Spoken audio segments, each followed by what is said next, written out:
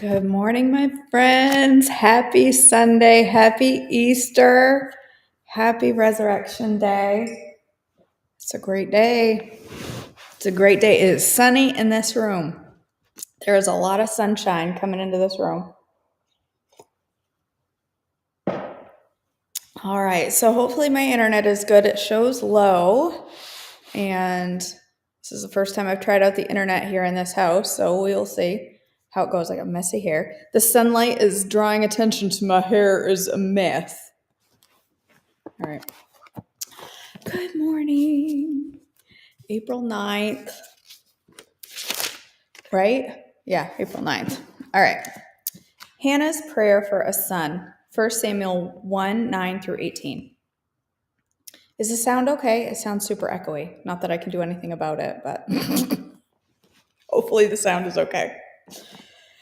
All right, 1 Samuel 1, 9 through 18. Once, after a sacrificial meal at Shiloh, Hannah got up and went to pray. Eli the priest was sitting at his customary place beside the entrance of the tabernacle. Hannah was in deep anguish, crying bitterly as she prayed to the Lord, and she made this vow: O Lord of heaven's armies, if you will look upon my sorrow and answer my prayer and give me a son, then I will give him back to you. He will be yours for his entire lifetime, and as a sign that he has been dedicated to the Lord, his hair will never be cut. As she was praying to the Lord, Eli watched her. Seeing her lips move but hearing no sound, he thought she had been drinking. Must you come here drunk? He demanded. Throw away your wine. Oh, no, sir, she replied. I haven't been drinking wine or anything stronger, but I am very discouraged, and I was pouring out my heart to the Lord. Don't think I am a wicked woman, for I have been praying out of great anguish and sorrow. In that case, Eli said, Go in peace. May the God of Israel grant the request you have asked of him. Oh, thank you, sir, she exclaimed. Then she went back and began to eat again, and she was no longer sad. Samuel's birth and dedication, 1 Samuel 1, 19 through 28, 1100 BC. The entire family got up early the next morning and went to worship the Lord once more. Then they returned home to Ramah. When Elkanah slept with Hannah, the Lord remembered her plea, and in due time she gave birth to a son. She named him Samuel, for she said, I asked the Lord for him. The next year, Elkanah and his family went on their annual trip to offer a sacrifice to the Lord and to keep his vow. But Hannah did not go. She told her husband, Wait until the boy is weaned. Then I will take him to the tabernacle and leave him there with the Lord permanently. Whatever you think is best, Elkanah agreed. Stay here for now, and may the Lord help you keep your promise. So she stayed home and nursed the boy until he was weaned. When the child was weaned, Hannah took him to the tabernacle in Shiloh. They brought along a 3-year-old bull for the sacrifice and a basket of flour and some wine. After sacrificing the bull, they brought the boy to Eli. Sir, do you remember me? Hannah asked. I am the very woman who stood here several years ago praying to the Lord. I asked the Lord to give me this boy, and he granted my request. Now I am giving him to the Lord, and he will belong to the Lord his whole life. And they worshiped the Lord there. Hannah's prayer of praise, 1 Samuel 2, 1 through 11. Then Hannah prayed, My heart rejoices in the Lord. The Lord has made me strong. Now I have an answer for my enemies. I rejoice because you rescued me. No one is holy like the Lord. There is no one beside you. There is no rock like our Lord.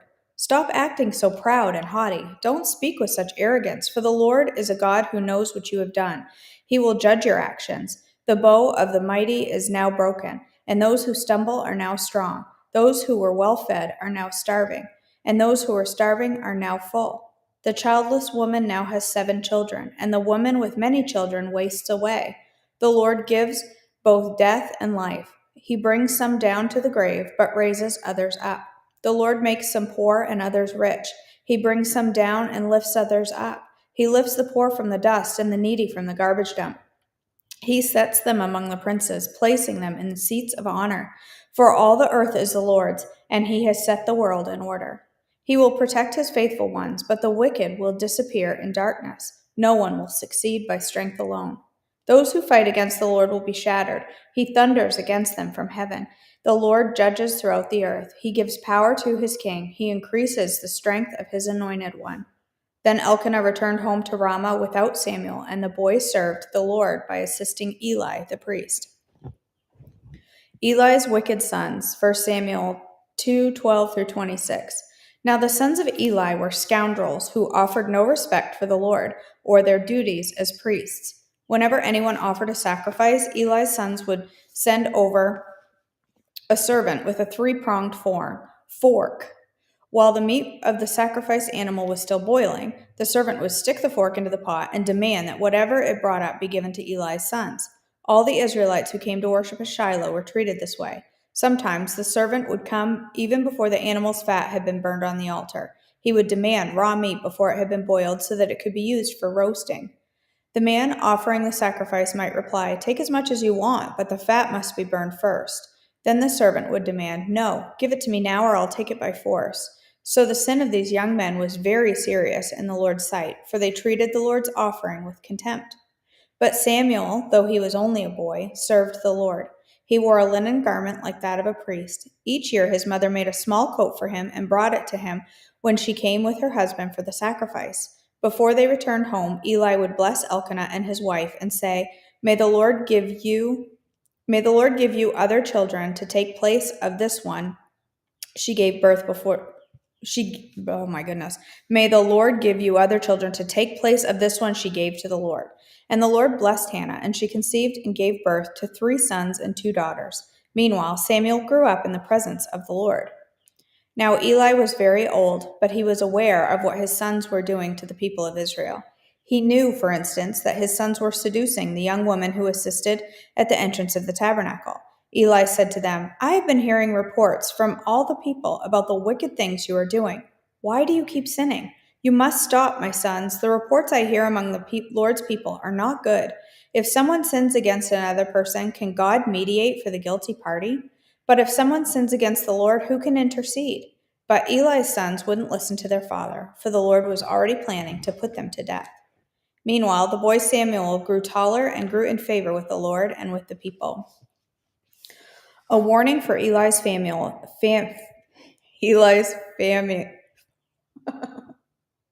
A warning for Eli's family.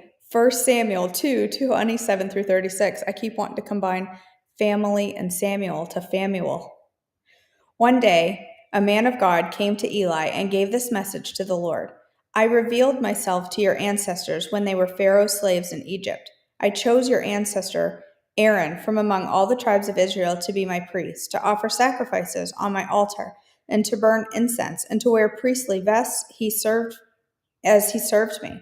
And I assigned the sacrificial offerings to your priests. So why do you scorn my sacrifices and offerings? Why do you give your sons more honor than you give me? For you they have become fat and the best offerings of my people Israel.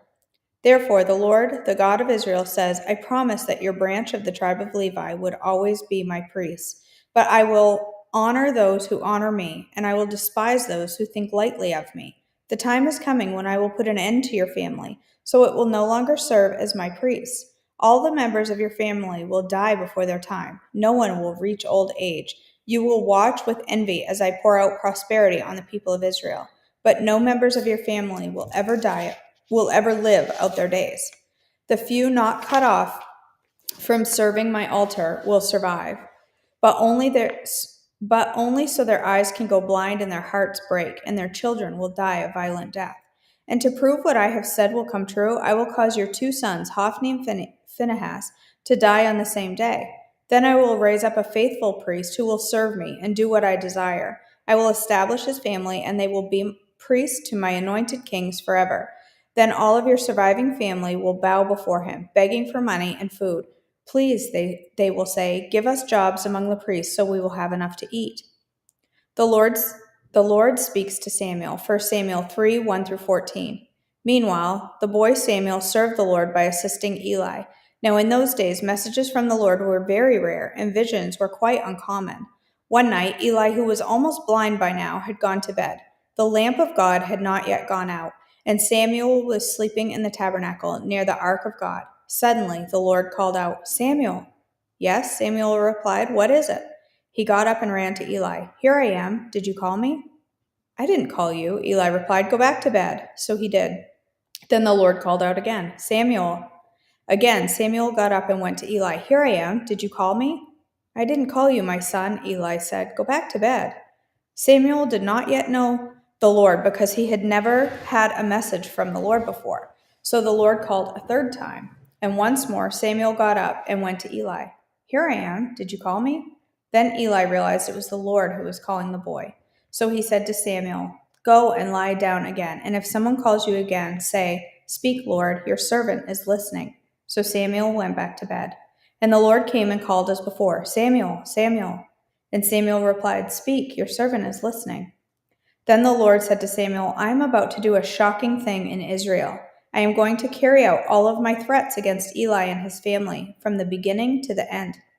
I have warned him that judgment is coming upon his family forever because his sons are blaspheming God, and he hasn't disciplined them. So I have vowed that the sins of Eli and his sons will never be forgiven by sacrifices or offerings." Samuel speaks for the Lord. 1 Samuel 3:15 through 4:1a. Samuel stayed in bed until morning. Then he got up and opened the doors of the tabernacle as well. He was afraid to tell Eli what the Lord had said to him, but Eli called out to him, "Samuel, my son." "Here I am," Samuel replied. "What did the Lord say to you? Tell me everything, and may God strike you and even kill you if you hide anything from me." So Samuel told Eli everything. He told Samuel everything. He didn't hold anything back. "It is the Lord's will," Eli replied. "Let him do what he thinks is best." As Samuel grew up, the Lord was with him, and everything Samuel said proved to be reliable. And all of Israel, from Dan in the north to Beersheba in the south, knew that Samuel was confirmed as a prophet of the Lord. The Lord continued to appear at Shiloh and gave messages to Samuel there at the tabernacle. And Samuel's words went out to all the people of Israel. The Philistines capture the ark. 1 Samuel 4:1b through 1:11. At that time, Israel was at war with the Philistines. The Israelite army was camped near Ebenezer, and the Philistines were at Aphek. The Philistines attacked and defeated the army of Israel, killing 4,000 men. After the battle was over, the troops retreated to their camp, and the elders of Israel asked, "Why did the Lord allow us to be defeated by the Philistines?" Then they said, "Let's bring the ark of the covenant of the Lord from Shiloh. If we carry it into battle with us, it will save us from our enemies." So they sent men to Shiloh to bring the ark of the covenant of the Lord of heaven's armies, who is enthroned between the cherubim.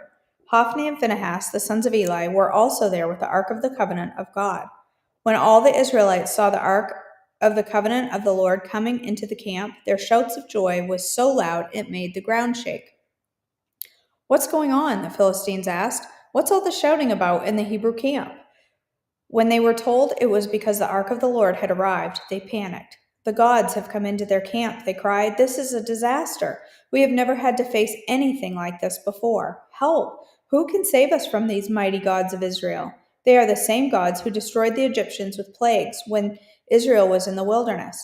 Fight as never before, Philistines. If you don't, we will become the Hebrew slaves just as they have been ours. Stand up like men and fight." So the Philistines fought desperately, and Israel was defeated again. The slaughter was great. 30,000 Israelite soldiers died that day. The survivors turned and fled to their tents.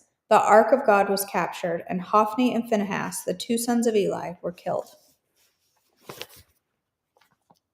Okay.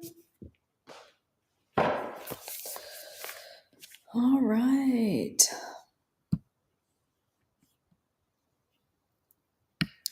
We're on day 98 of Unshakable from Christine Kane. What day? 9th. All right. Never impossible. Joshua 6:1. The gates of Jericho were securely barred because of the Israelites. No one went out and no one came in. God promises you freedom, even when it seems impossible. But just as he did for the children of Israel, he will make a way. When the promised land seemed within reach, they hit a wall, literally. The entire city of Jericho was surrounded by a wall made of heavy mud bricks. But God had promised his people this land. It was the end point of their march to freedom after slavery in Egypt. So just when the people thought, at last, after 40 years in the wilderness, we are actually entering the promised land, God said, "I want you to take that new territory right over there. Yes, right behind that massive, impenetrable, unscalable wall." Isn't that like our lives? God promises us freedom, and it seems impossible sometimes. But He always has a plan to tear down the walls blocking our way. He gave the children of Israel a strategy to build their faith and trust Him with the wall, just as He does for us. Their wall came down, and so will yours. Keep trusting Him. Keep seeking Him. Keep believing that if He brought you this far, He's taking you all the way into the promised land. Lord, you know the wall I face and the condition of my heart. But I know this truth. For you, nothing is impossible. I'm glad we face this wall together. All right. Isn't it, Karen? Isn't it beautiful in here? All right, let me see the chat. The sun, she's bright. There's no windows. There's no curtains. He is risen indeed. I love it. All right, my friends.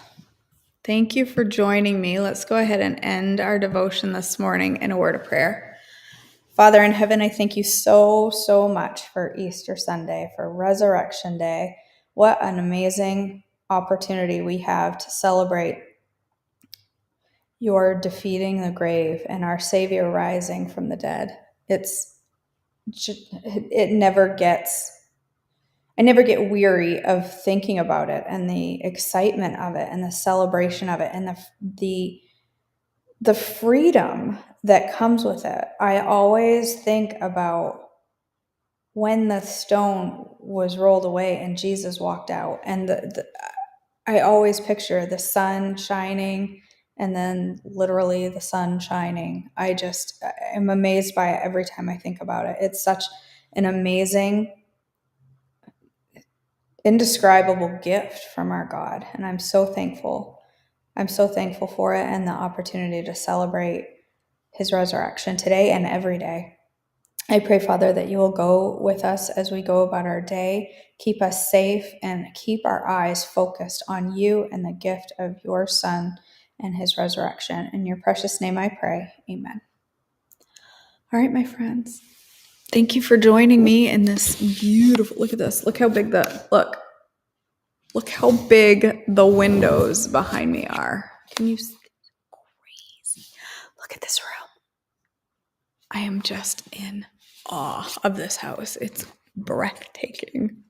It is beautiful.